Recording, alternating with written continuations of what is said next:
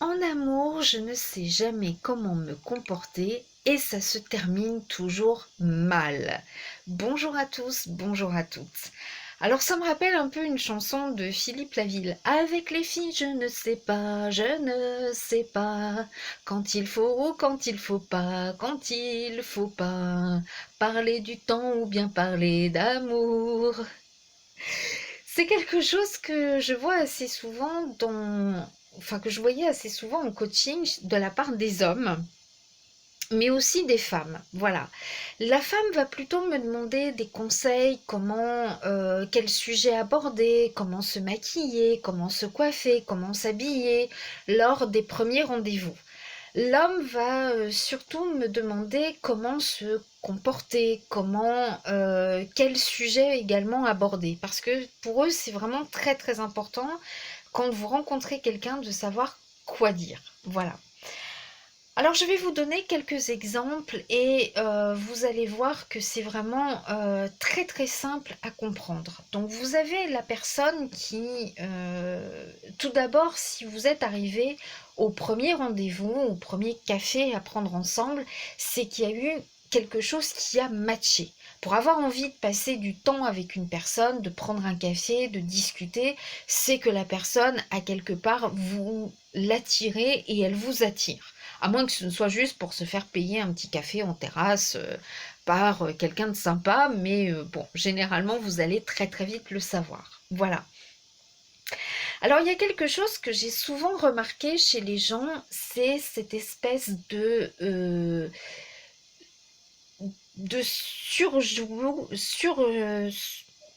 surjeu, voilà. Par exemple, l'homme, et c'est souvent chez les jeunes hommes, vont parler avec énormément de gestes. Voilà. Énormément de gestes, comme pour attirer sa future partenaire vers lui. Et au pire des cas, il va peut-être dans un grand geste la plotter. Enfin, je sais pas ce qui... Voilà. Quand c'est fait de manière naturelle, parce que vous parlez un peu comme moi avec des gestes, quand c'est harmonieux, quand c'est naturel, pourquoi pas? Quand c'est de la surexagération, c'est pour se donner une contenance, ça peut être mal perçu par la personne. Voilà.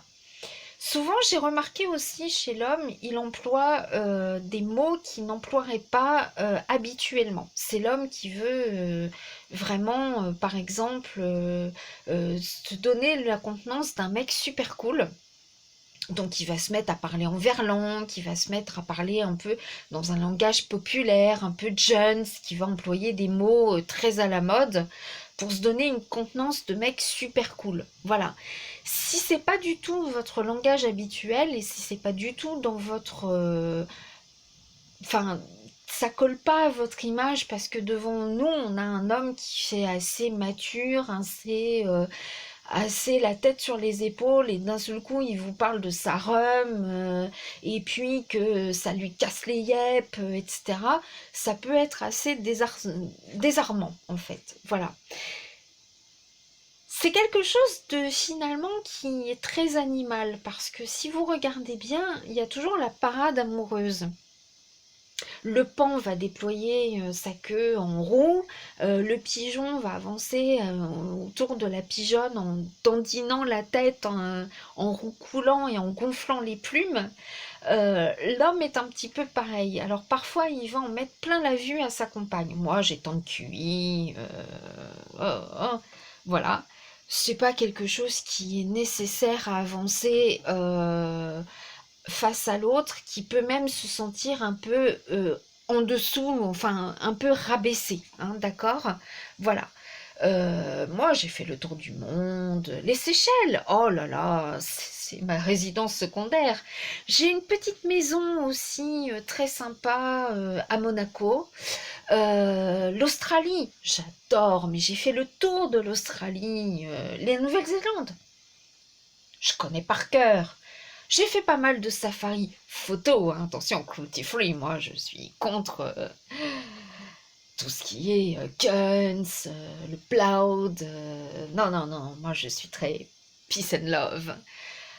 Pourquoi on fout plein la vue comme ça? Combien même que vous ayez fait le tour du monde, c'est pas la peine de l'avancer tout de suite. J'aime les voyages, j'ai beaucoup voyagé dans des pays étrangers, voilà. Mais foutre plein la vue comme ça, c'est vraiment parader. Si c'est vrai, tant mieux. Si c'est faux, c'est gênant, voilà. Et puis ça peut aussi, si l'autre n'a jamais voyagé ou c'est pas du tout son truc, ou elle déteste prendre l'avion parce que elle est malade, tout de suite ça va vous donner une indication de bon bah je fuis parce que on n'est pas du tout sur la même longueur d'onde, voilà. Euh, donc faites très très attention. Chez la femme, on va remarquer dans ce jeu de séduction une espèce d'ondulation du corps. C'est la femme qui va tantôt se mettre en arrière pour montrer sa poitrine, tantôt se pencher sur son partenaire, enfin sur la personne qui est en face d'elle. Il y a une ondulation et puis il y a souvent une exagération de la parole, comme si elle allait se décrocher la mâchoire parce que elle veut se donner l'impression d'être quelqu'un de très important avec une certaine éducation, n'est-ce pas? Qui n'est pas du tout naturel. Alors souvent on retrouve aussi les femmes qui vont mettre des gros bijoux bien voyants, même si c'est du toc, hein. Voilà, des parfums qui sentent très fort, des vêtements très colorés, très bariolés, pour attirer l'œil. Voilà, l'œil sur quelque chose, parce que finalement quand on met des vêtements très bariolés, des fleurs, etc., on attire l'œil sur quelque chose qui est typiquement féminin et qui attire l'homme, bien évidemment, c'est la poitrine. Voilà. Vous avez aussi la femme qui va vouloir se faire être le bon copain de l'homme, donc qui va surjouer, mais dans l'autre sens, c'est-à-dire que la femme va finalement se mettre à parler exactement comme un mec, tu vois. Et moi, tu vois, ce qui me casse les couilles complètement, excusez-moi mesdames, si vous en avez, on va vous appeler Georges alors. Vous ne portez pas de soutien-gorge, mais voilà. Donc ça, c'est pas bon. C'est pas bon du tout non plus. Voilà. Dans les premiers temps d'une relation, il y a quelque chose dont je vous avais parlé dernièrement. La semaine passée, je vous avais parlé de l'homme qui a été élevé assez durement, assez tu ne dois pas montrer tes émotions. C'est le petit garçon qui tombe de vélo, qui se fait très mal et qui se met à pleurer. C'est pas une réaction féminine, c'est le petit garçon qui s'est fait mal et qui réagit en pleurant parce que c'est comme ça. Voilà. On tombe rarement de vélo en se marrant, hein, de vous à moi. Voilà. Et on l'a tellement élevé en disant sois un bonhomme, ne pleure pas, ne montre pas que tu as mal, il faut que tu sois un homme, t'es un guerrier, t'es un combattant, etc. Voilà. L'homme va tellement contenir ses émotions qu'il va finalement donner une image très froide à l'autre et renvoyer une image presque du mec qui n'est pas intéressé, qui est blasé. Voilà. S'il y a quelque chose qui peut aussi paraître assez nouveau chez certaines personnes, c'est quand on est face à la personne qui nous procure une émotion vive, on va avoir la gorge un peu nouée, on va avoir le cœur qui va se mettre à taper plus fort, on va avoir des papillons dans le ventre, on va avoir les mains moites, les mains froides, on va être en perte de contrôle de soi-même. Et certaines personnes détestent ça et vont parfois même mal l'interpréter. Mais comment ça se fait que je suis comme ça avant les premiers rendez-vous finalement? euh, Je l'aime peut-être pas. Et tout à l'heure, je vous donnerai des indications si vous êtes face ou pas à une personne toxique et si votre relation est toxique ou pas. D'accord? Voilà. Donc généralement, ça aussi, c'est quelque chose qui ne veut pas montrer. Alors souvent, on a aussi peut-être la lèvre supérieure qui va trembler un petit peu. S'il y a une chose que l'on ne peut pas cacher, c'est les émotions au niveau des yeux. Voilà. La personne qui est face à une personne qui l'intéresse, il est ébloui. Donc on écarquille un peu exagérément les yeux. On, euh, on a l'œil qui vibre, on a l'œil qui... Voilà. Et ça se joue aussi au niveau des pupilles. L'homme qui veut cacher ses émotions va mettre une grosse casquette, par exemple, avec une grande visière pour que pas qu'on voit ses émotions, ou qui va mettre des lunettes fumées. Et ça peut donner aussi l'impression à la personne de un sentiment de mal-être, de malaise et de pas vraiment, voilà. Ou c'est l'homme qui va subitement tourner le regard quand la personne lui parle. Voilà. Bien évidemment, on est toujours un peu timide de voir la personne, donc on a envie de baisser le regard. Mais là, il va tourner le regard et inconsciemment, l'autre va se dire, il ne m'écoute pas, il n'est pas intéressé par la conversation. Et si ça se trouve, il est en train de mater la serveuse ou la nana d'à côté. Donc ça peut être très mal interprété. Le contrôle des émotions n'est pas bon non plus parce que quand on retient quelque chose qui est finalement de naturel, on finit par s'auto-détruire. Voilà.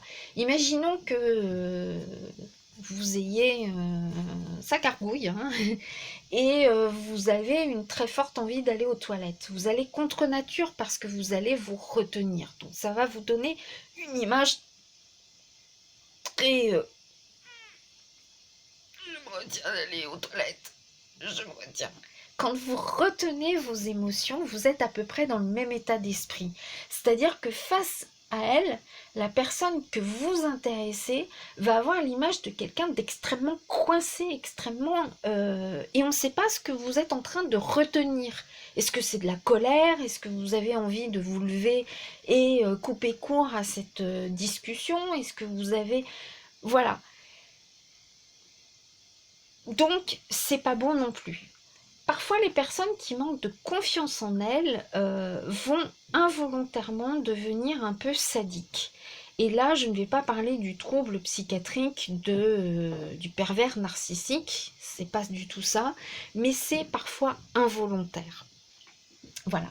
C'est la personne qui doute énormément de son partenaire et qui doute d'elle-même et donc qui va user de stratégies pour tendre un piège. Quand vous voulez tendre un piège, sachez que toujours le piège va se retourner contre vous. C'est la nana qui va mandater une bonne copine pour chauffer son copain sur les réseaux pour voir s'il va la citer. Dire bah non, moi je suis en couple avec une telle, je suis très bien dans ma vie, etc. Voilà. Si le mec est un peu perspicace, parfois ça arrive, qui va sentir l'entourloupe, il va se dire, comme par hasard, je me suis disputée avec ma copine hier pour une question de jalousie, comme par hasard, il y en a une qui me chauffe aujourd'hui sur les réseaux. T'as lancé les dés, tu veux jouer, et ben on va jouer aussi. Je vais jouer. Donc le mec, il peut être fidèle jusqu'aux os, mais il va rentrer dans un jeu. Donc finalement, votre copine, il va la chauffer à bloc, il va peut-être lui demander des nudes, etc. Et vous allez avoir la réponse que vous souhaitiez avoir. Finalement, dire, bah ouais, c'est un salaud, il me trompe, il est capable de chauffer n'importe laquelle sur les réseaux sociaux, il demande des nudes, etc. Je le savais. Et en fait, le piège est en train de se refermer sur vous parce que finalement, si ça se trouve, le gars, il est vraiment fidèle et il a simplement joué comme vous étiez en train de jouer avec votre copine. C'est le gars qui peut mandater la sœur d'un pote, ou bien sa cousine, ou bien si vous la connaissez pas, carrément sa sœur. Et puis il va dire, écoute, voilà, moi j'ai un gros doute sur ma copine, on va faire un truc.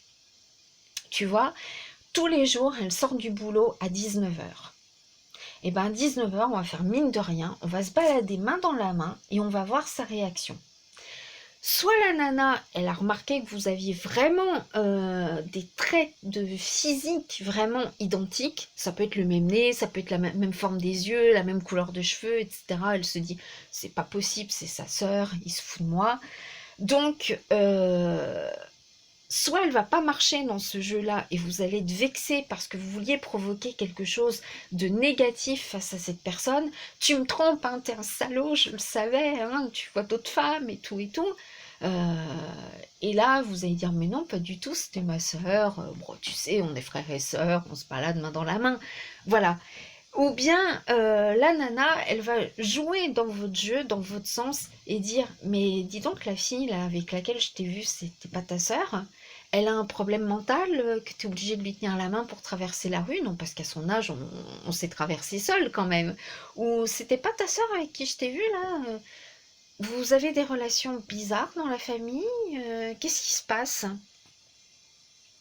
Non, parce que marcher main dans la main, c'est un peu bizarre, quoi. Voilà.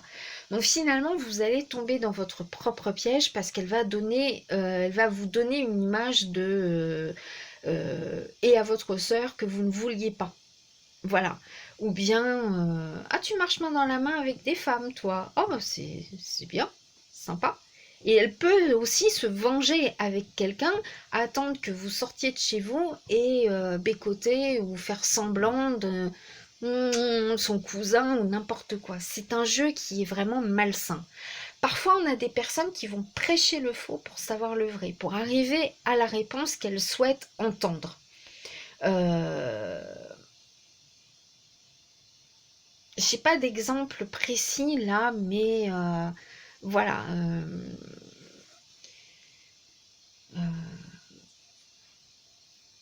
Ça peut arriver. Voilà, ça peut arriver ce genre de choses. Et puis vous avez la personne qui va volontairement ou involontairement contrôler et manipuler l'autre. Voilà. C'est bah tant que je lui donne des ordres et puis qu'il obéit ou qu'elle obéit, bah c'est qu'elle m'aime. Forcément, si je lui dis fais ça et qu'elle le fait, c'est que je lui plais. Sinon, elle dirait non, quoi. Voilà. Euh, Ça peut être, voilà, je garde le contrôle de cette relation parce que j'ai peur que tu m'échappes. Voilà. Si c'est fait de manière irrégulière, vous n'êtes pas dans une relation toxique. Et il suffit de remettre les choses à plat et la personne va comprendre. Si vous êtes dans une relation toxique, ça va devenir un jeu très très malsain. Et vous allez vraiment devenir la marionnette au bout de la ficelle de la personne qui va finalement contrôler votre vie. Lève la main gauche, lève le pied droit, comme si vous étiez au bout d'une ficelle. Il va contrôler votre vie comme ça. Voilà. Donc, je vous ferai une vidéo prochainement pour vous expliquer si oui ou non vous êtes face à une personne toxique et qu'il faut fuir absolument. Voilà. Donc, au lieu, en conclusion, je vais utiliser cette phrase qui est tout simplement restez vous-même. Soyez le plus naturel possible, le plus simple possible. Vous savez, les gens aiment les gens humbles.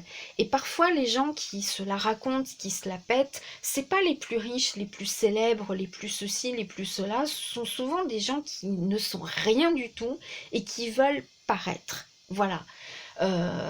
Pourquoi acheter par exemple des fausses baskets de la contrefaçon pour faire croire que vous avez du vrai, que vous êtes riche, que vous pouvez vous payer un sac de telle marque, etc. alors que vous l'avez payé sur un site chinois à 1 euro par exemple.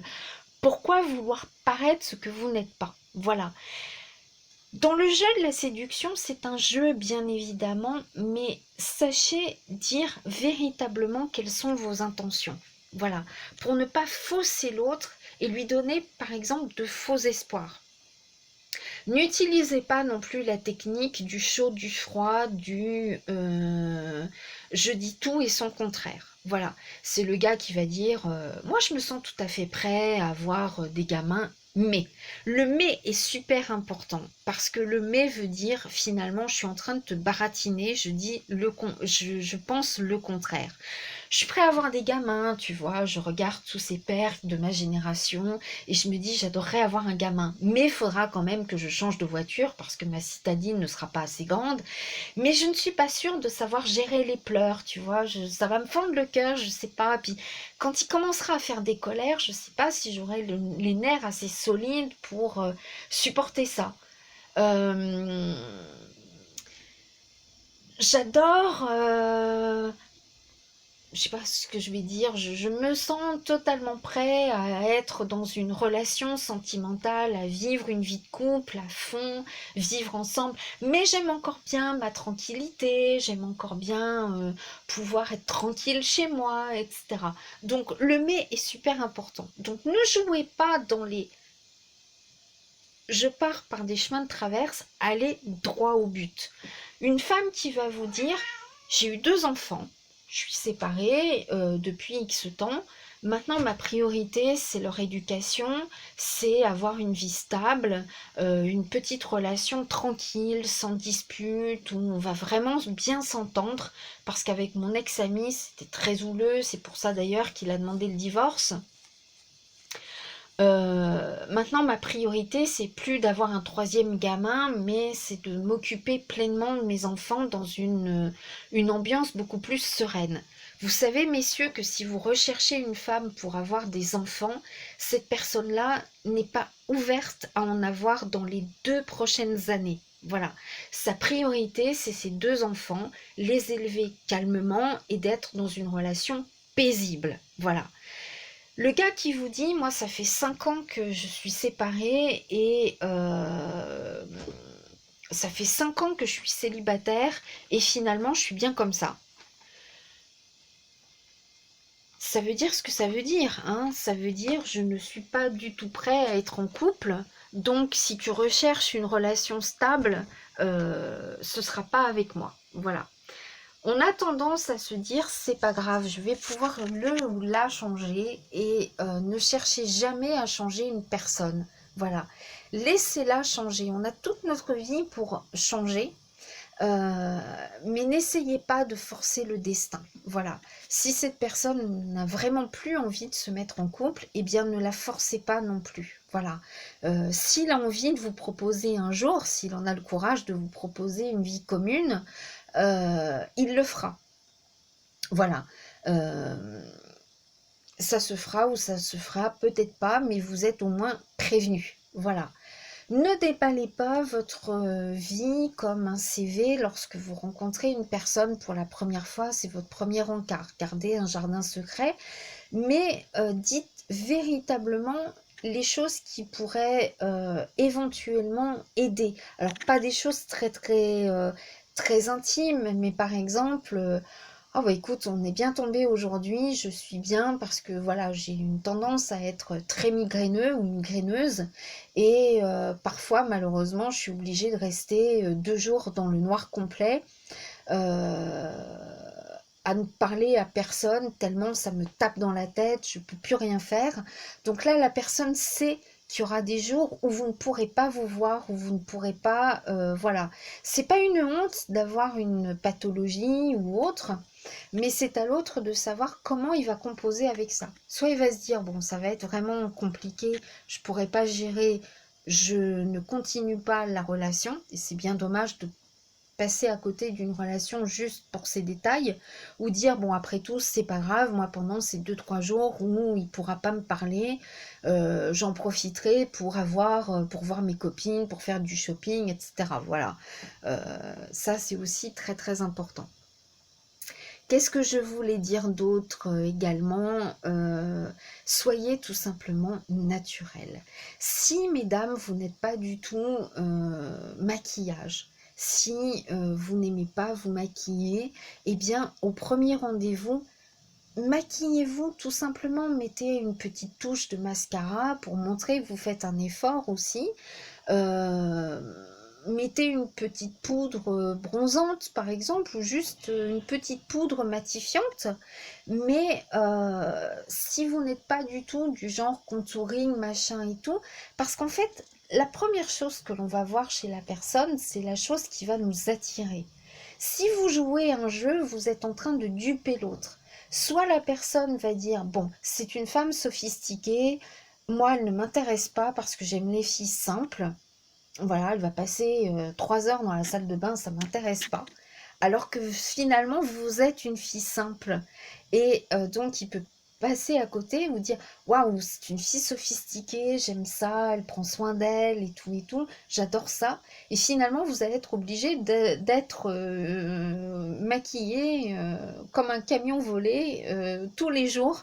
Parce que finalement, il va très vite découvrir que vous n'êtes pas la personne ultra sophistiquée avec une peau lisse de bébé. Vous avez quelques imperfections que vous avez tenté de camoufler. Voilà. Chez l'homme, c'est pareil. Restez naturel. C'est bien aussi dans un premier encart qu'il y ait des blancs. C'est pas grave, il y a des jeux de regard, il y a des sourires qui veulent en dire long. Il y a une respiration qui tout d'un coup veut en dire long, soit c'est une respiration accélérée qui prouve que vous avez vraiment un attrait physique pour la personne, ou bien une respiration calme et douce qui veut dire je me sens vraiment en plénitude avec toi et avec moi-même. Voilà. Il n'y a pas besoin de tout le temps parler. Et souvent, les gens qui manquent de confiance en elles et qui ne savent pas y faire vont préférer soit le célibat éternel parce qu'ils en ont bavé par leur mésaventure à force de faire des boulettes en fait, ou bien vont préférer des one-shots parce que bon bah on se voit, c'est bien, voilà, et puis on se revoit plus. Ou alors ils vont vous prendre comme une sex friend parce qu'ils vont venir vous voir que pour ça et finalement que vous ayez des émotions positives, négatives ou n'importe, finalement vous êtes dans la performance sexuelle. Et ça, c'est pas bon non plus du tout, du tout, du tout. Donc en conclusion, quel que soit le type de relation, que vous soyez au début, dans les premiers jours, dans les premières semaines, dans les premières années, soyez tout simplement vous-même. Voilà. N'essayez pas de jouer un jeu, n'essayez pas de jouer un rôle, ne soyez pas quelqu'un que vous n'êtes pas. Voilà. N'essayez pas d'en mettre plein la vue à l'autre. Vous avez toute la vie pour vous découvrir. Si vous êtes un grand bourlingueur, que vous voyagez de droite, de gauche, eh bien voilà, de toute façon, il finira ou elle finira par l'apprendre. En venant chez vous, elle verra des photos de différents pays, etc. Et surtout, ne vous inventez pas des vies, parce que ça va complètement fausser votre image. Et soit le mec, il va dire, bon, finalement, elle me plaît, je passe outre le fait qu'elle m'ait menti, ou alors il va dire si on est parti sur des mauvaises bases de mensonges, de faux semblants et tout, moi ça m'intéresse pas, donc next. Voilà, c'était la minute coaching. Dans la prochaine vidéo, je vous expliquerai si vous êtes ou pas dans une relation toxique. À très bientôt. Hi, j'arrive pas à couper.